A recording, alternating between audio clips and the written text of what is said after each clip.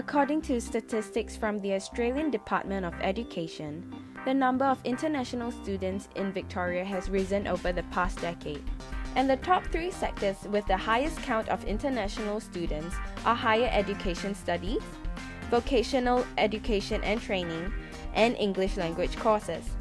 President of the National Union of Students Australia, Mark Pace, explains the influx of overseas students. In Australia, we have a world-class education system, and this has definitely been reflected in the amount of international student enrolments in Australia. It's become our 3rd biggest export, and we've seen a large amount of international students come and participate in our Australian universities, which is a fantastic thing. Students from many countries participate in Australian education, but the top 15 countries of origin are China, India, Nepal, Malaysia, Brazil, Vietnam, South Korea, Thailand, Indonesia, Colombia, Hong Kong, Pakistan, Taiwan, United States, and Sri Lanka. Now, if we look at the stats for international students in Victorian higher education, we can see that my head is in the frame. Sorry about that. Anyway, the numbers represented here are in the thousands. So in 2008, we can see that there are 59,000 international student enrollments.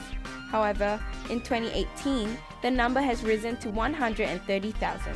And for both years, only about a third of them commenced their studies.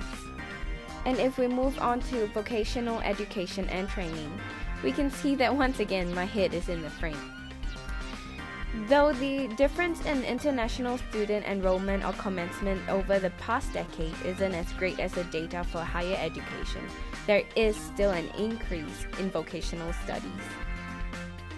There definitely aren't as many international student enrollments or commencements in English language intensive courses than the higher education or vocational studies sectors. However, some may argue that a small pool is still considered a pool nonetheless. Also, please note that all graphs drawn in this video are extremely not drawn to scale at all.